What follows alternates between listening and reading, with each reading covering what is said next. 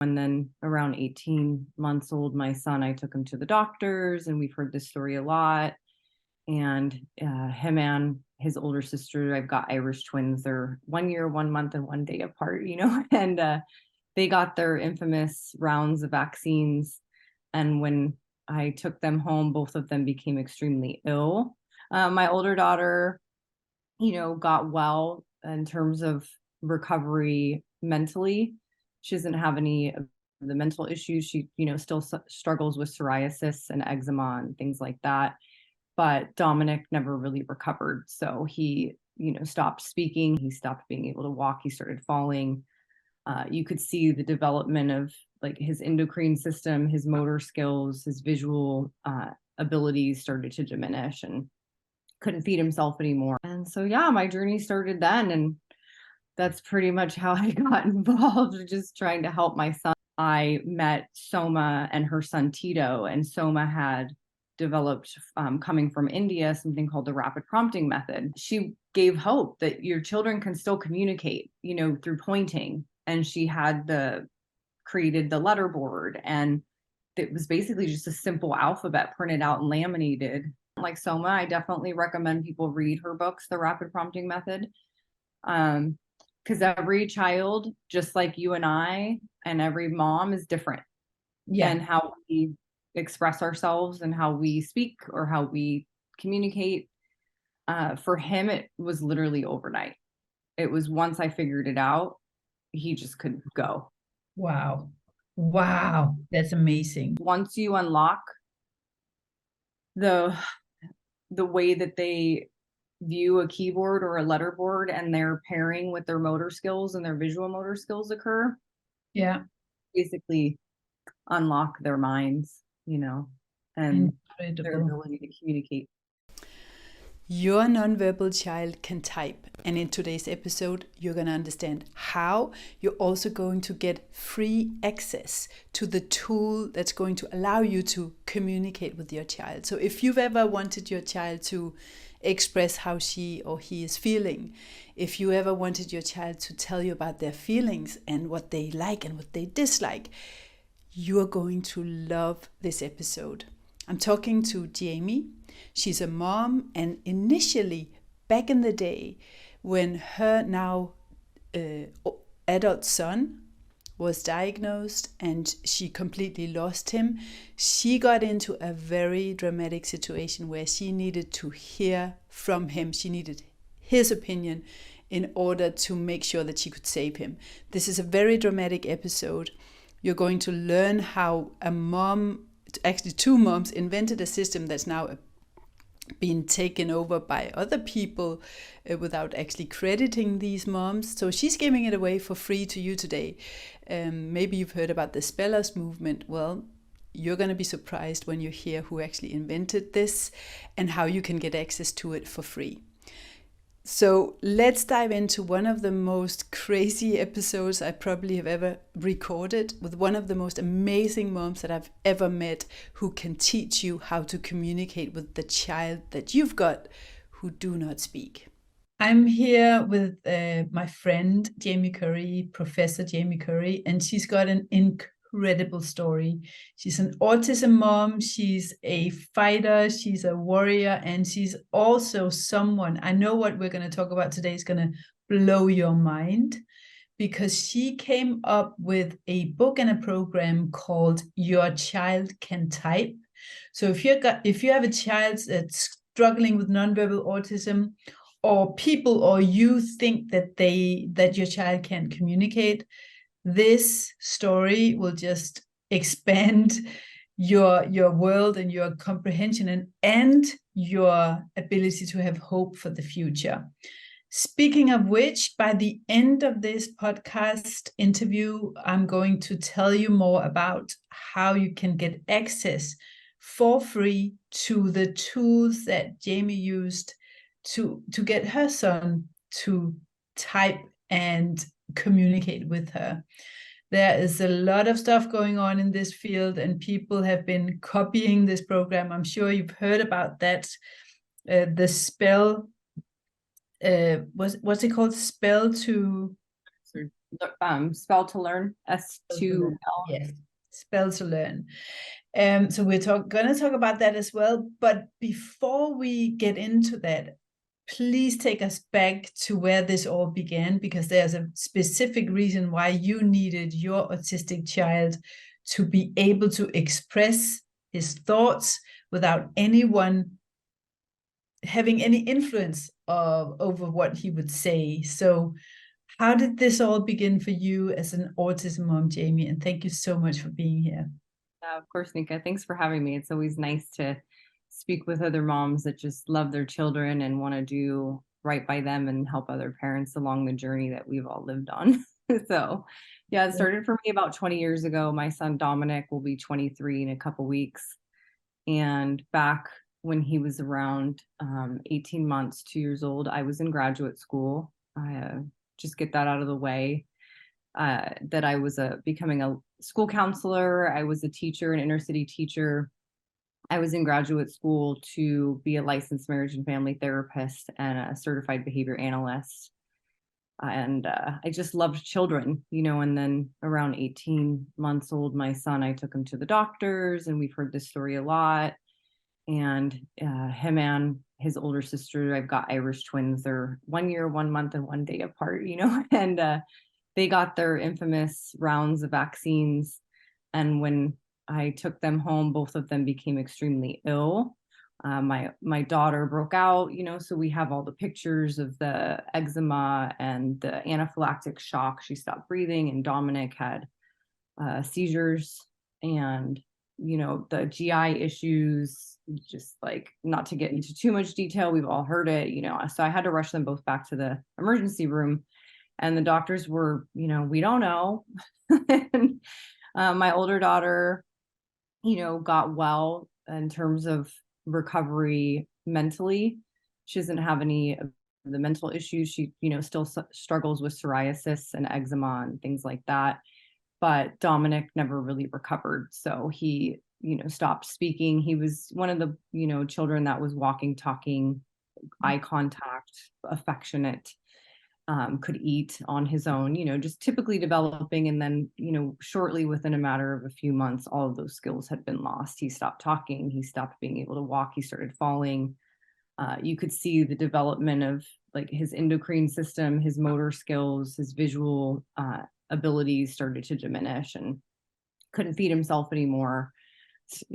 Obviously, again, the stop talking, no eye contact. So I was in my last year of graduate school at that point, and I remember being in my diagnostic statistical manual class, the DSM, and just I had to run out of class crying, you know, because they were describing autism, and that was what my son was experiencing, but I was confused. You know, I was a 22-year-old kid myself. Actually, it's weird now that I think about it. I was Dominic's age that he is now back then, you know, and yeah, so that's where it all started. You know, I just went on a journey of discovery. Like, how do I help my son, and how do I continue in a field where, you know, professors told us back then that you would never see autism. It was so rare, you know, and within a matter of 5 years, the numbers had dropped from 1 in 10,000 to 1 in 5,000 to 1 in 2,000 to 1 in 250 by the time he was around 4 years old, which is when I found Talk About Curing Autism Now, Lisa Ackerman's nonprofit. Because back then it was, you know, I guess I had the blessing of being in Southern California, because there was a lot of movement with the demographics on trying to figure out what was going on with these kids. Mm-hmm. And the Dan doctors, they were called Dan doctors. Now I think they're called MAPS doctors. And so, yeah, my journey started then. And that's pretty much how I got involved, just trying to help my son. And of course, didn't know it then. I was working in for abused girls in foster care. And then when the school district and the regional centers and the insurance companies all started to deny my son help, you know, what does any good mom do who just happens to have the licensing and the credentials to take the bull by the horn? And that's what I did. And what did that look like? So I know when you take bulls by horns, things happen. So what instigated it? What started it? And what did you do? I mean, I did a lot at once. You know, it was a very sleepless part of my life. Like a lot of moms with moderate to severe children with autism, we don't sleep a lot. And so I got a lot done. And so I went to first, we had, just part of the story is I have 4 children I was married to an LAPD officer. So it was just a blessing at that time, coincidental in the universe, that Los Angeles Police Department had one of the best health insurance companies in the country. They were federally funded.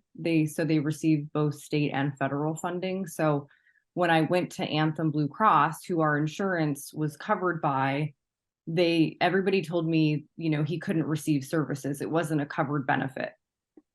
But because I had been a clinician and had been studying all this ability to bill insurance companies and how the evolution of covering benefits occurred, I read LAPD's manual, and I discovered that they were overseen by something called the Federal Knox-Keene Act and the Mental Health Parity Act. So I don't know, I just became an impromptu lawyer as well.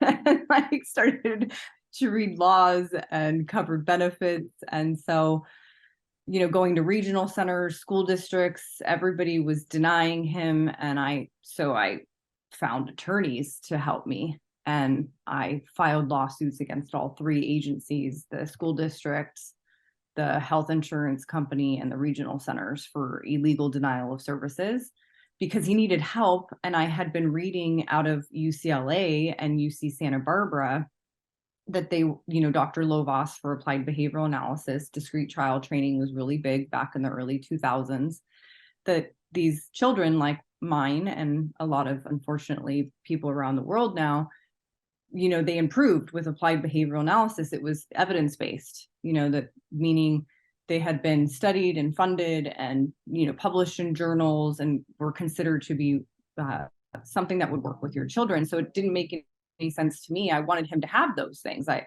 was trained in those things. And so while it was a blessing that he was being denied, because I had to find help. And that's where through Lisa Ackerman and Taka, I met Soma and her son Tito. And Soma had developed, coming from India, something called the rapid prompting method. This is Ninka with a quick important message for you. If you're a warrior mom and you're out there worrying about your child and you're experiencing all these symptoms, you're looking into the future and you're worried because you think, my child is not going to be independent. What's going to happen to my child if something happens to me? Who's going to take care of him or her? If you want to know how I turned my son's stimming, aggression, nonverbal autism, eloping, sleepless nights, sensory issues, all those things, mood swings, into none of those symptoms and a completely neurotypical life, to an extent where people wouldn't think that he'd ever suffered like that. If you want to talk about that, I need you to do the following. I need you to send me an email and write, turn around in the subject line and talk to me a little bit about what you want to talk to me about.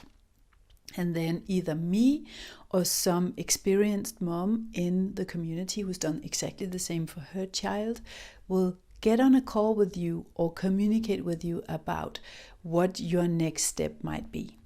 So send me an email, and the reason why I'm asking you to take initiative and do this is that if you feel that's too much, if you would procrastinate on that, I know that I can't help you, because turning something as significant around as this will require much more of you and from you than sending an email. So this is my way of filtering out moms that I know I won't be able to help anyway. Now, back to the podcast.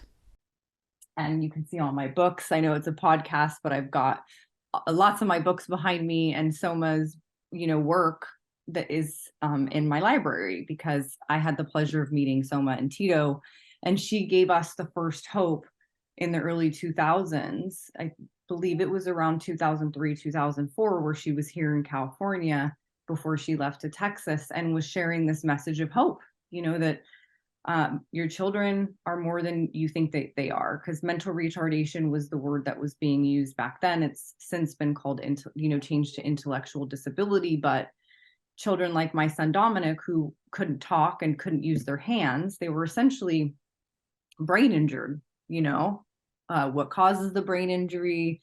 Not part of this conversation, but she gave hope that your children can still communicate, through pointing. And she had created the letter board, and it was basically just a simple alphabet printed out and laminated.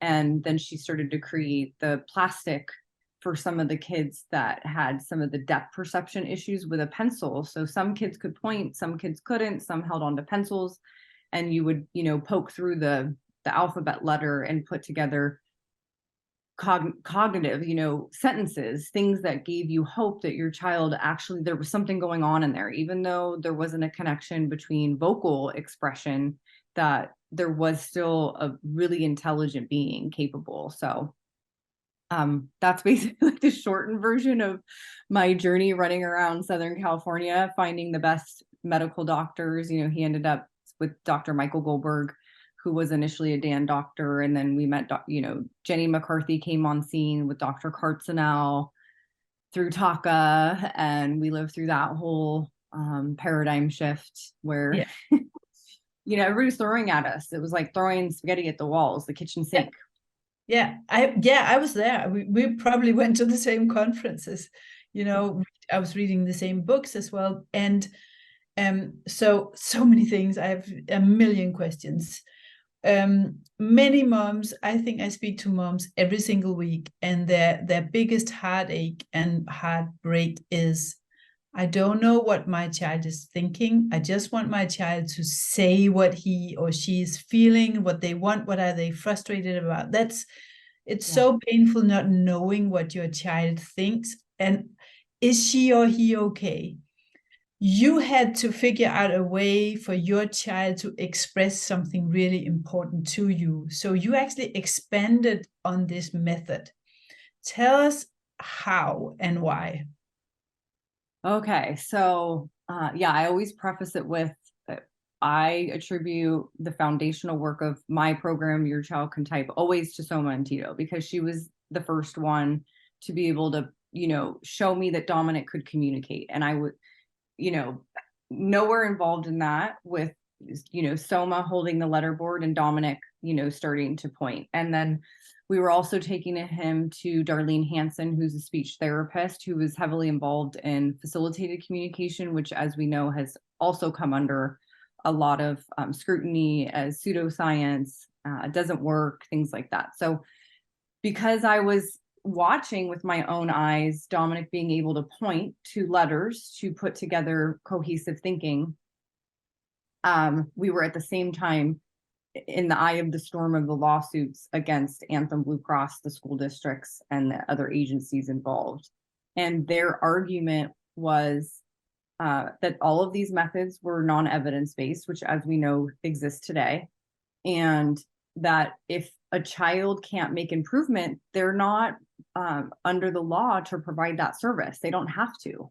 It frees them, exempts, of failure to progress is one of the reasons that you no longer have to provide services.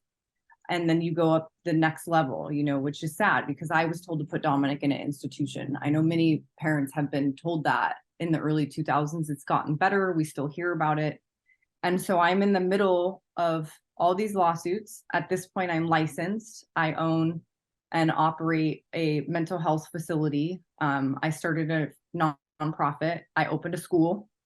So now it's not just Dominic, it's hundreds of children. So I have a school, I have a clinic, I've got Dominic's lawsuits going on. And then I, of course, the benevolent being I think I am, we filed a class action lawsuit. So it wasn't now just Dominic, it was many children that we were suing on behalf of for being able to receive the services that they needed. But the caveat was, we couldn't prove with rapid prompting method and facilitated communication that these children were independently typing, because somebody's holding the board and they're prompted, and the accusations that they're, moving the board for the child, and the child is just kind of this robot that's, holding their hand up while the person that's facilitating the communication or helping be the medium in between is the actual one that's typing out.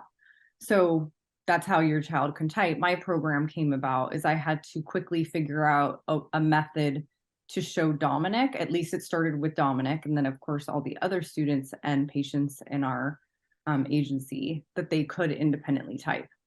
And that's the foundation of how your child could type come out, is I was able to very quickly through the letterboard that, you know, you can feel free to give away for free and whatnot, was able to prove that Dominic, nobody was near him when he started to type. And some of the kids have a hard time pointing, you know, and keeping their hand up. So you can put it flat, where Soma's, you can't, it's very difficult to put flat.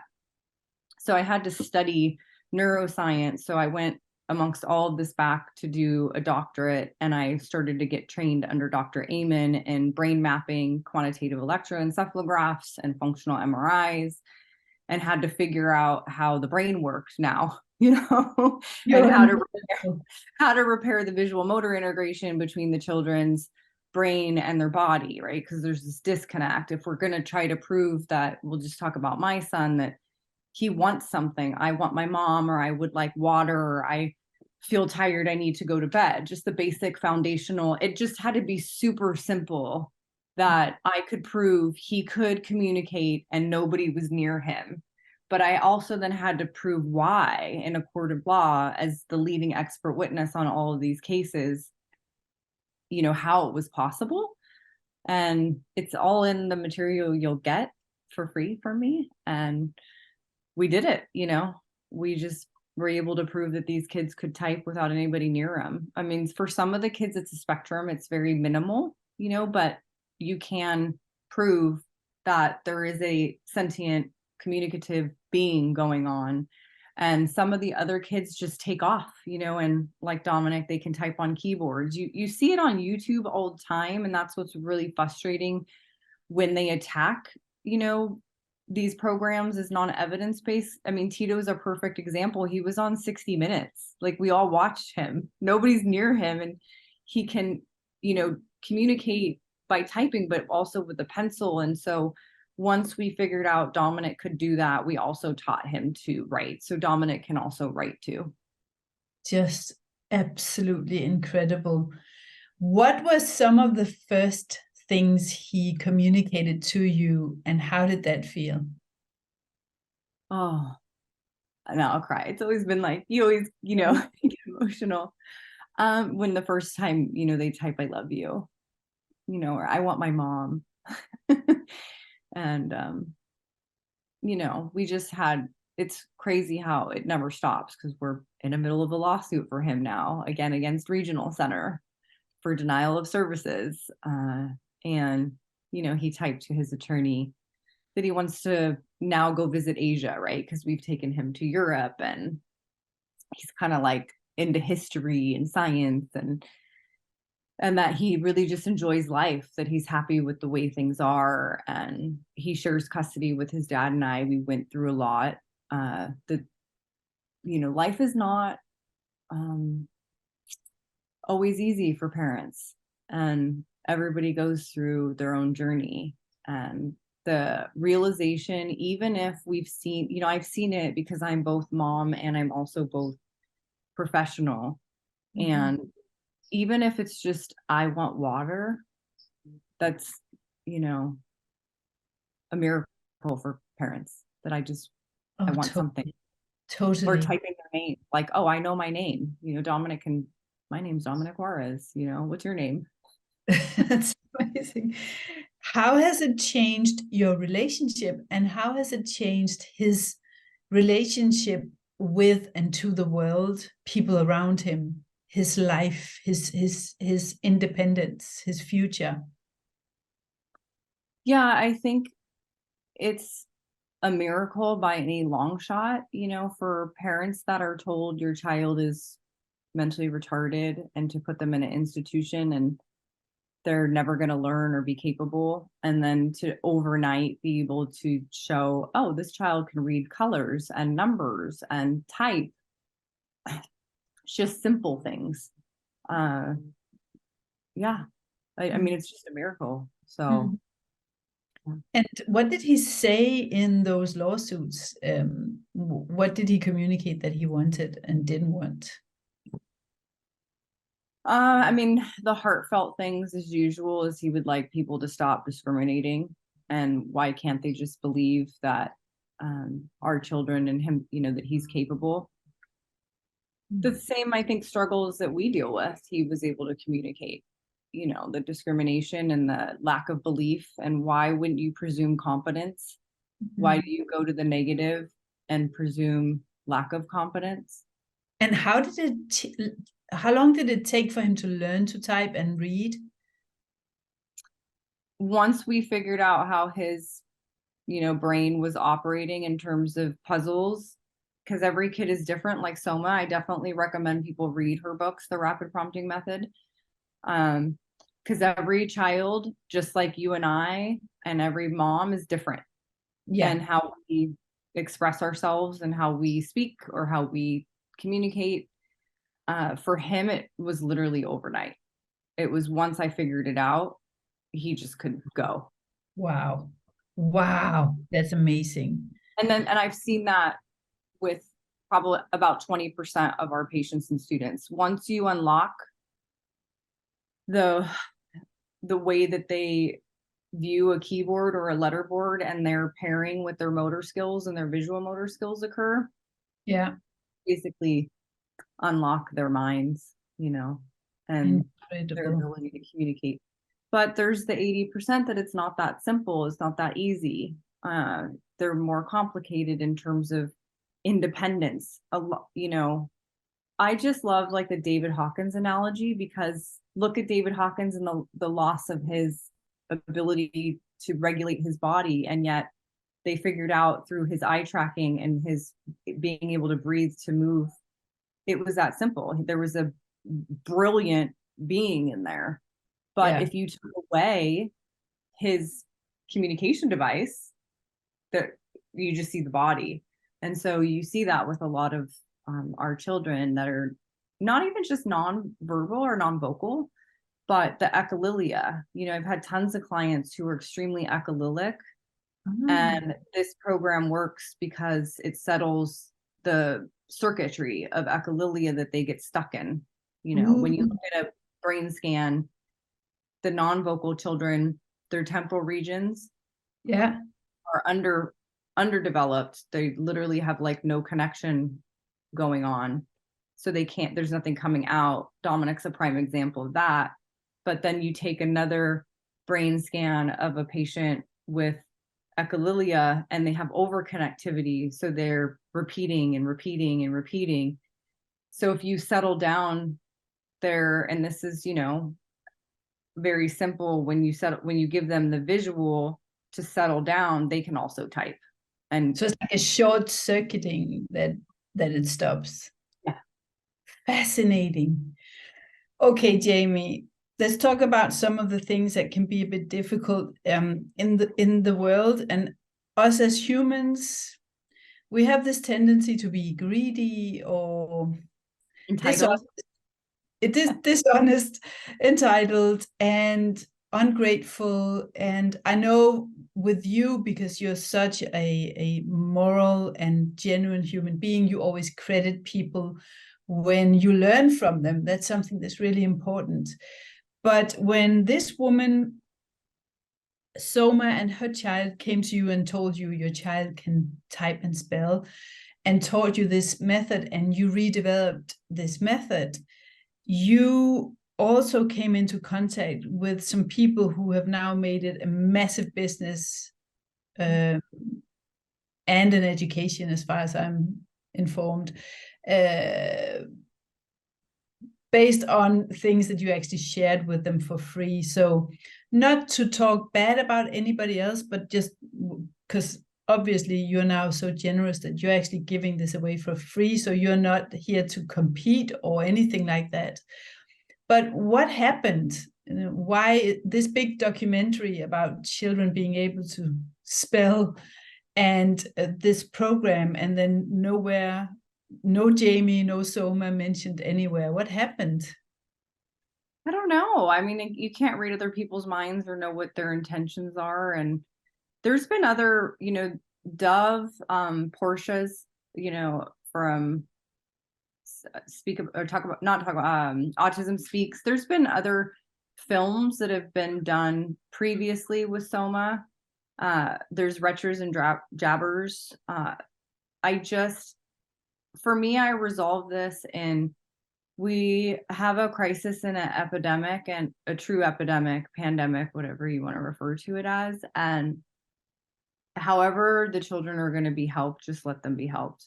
Yeah. Like I personally, I have had my work stolen many times. You know, I've had my homes broken into. I've had a lot of things done to me out of retaliation or what you're, greed, entitlement, wanting to be famous, make money. It doesn't matter. I think you and I share that in the healing journey, is just the ability to let go of that. And for me, I just focus on, I will continue to give it away for free. People want to have my advice and my help and my consultation, then you can hire me. Yeah.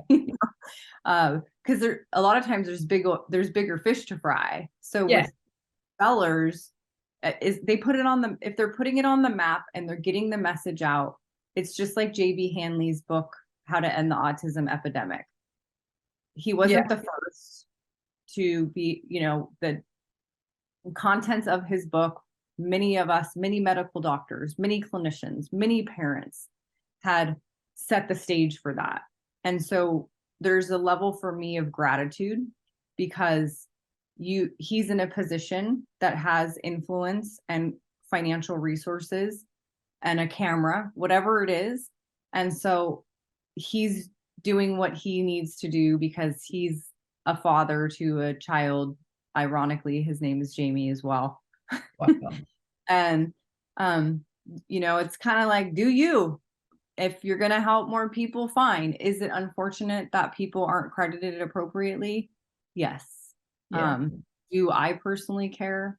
No. All I care about is my son and my children and my family and my own integrity. Because the moment we get into that energy and that way of perspective and combat, it doesn't do our family, our spirit, any justice in that regard. I'm not sure if I'm answering your question or if I'm just my own creature. So beautiful. I love that. And God bless you for that approach. I don't think many would be able to take that approach, but it's so amazing that you are able to do that. I wanted to just here at the end of this conversation, wanted to ask you, what else did you do, and why do you think your daughter healed differently than your son? Because I know you've done many other things than the spelling and the behavioral aspect. Yeah. So I always look at things like mind, body, spirit perspective, right? To shorten down my own viewpoint, is if you're coming from a spiritual realm, if you're a Christian, you'd call it something. If you're a Hindu, if you're a Buddhist, whatever you associate with spiritually, karma or God's will, there's that answer, right? That Dominic has his way, and my oldest Danielle has her way, and then my younger two were never vaccinated, and we all changed our way of eating. What we it was the great awakening for us, on how to live a healthier lifestyle, taking away cell phones. My children weren't allowed to have their face stuffed in their phones. Dominic was not, and my patients and my students, if you want to work with me, that rewinding and fast forwarding and having your time occupied with technology is doing more harm than good. And so if we want healing and we want growth, then we need to be in this world, and we need to be engaging in the healthy actions that will produce the outcome that we're looking for.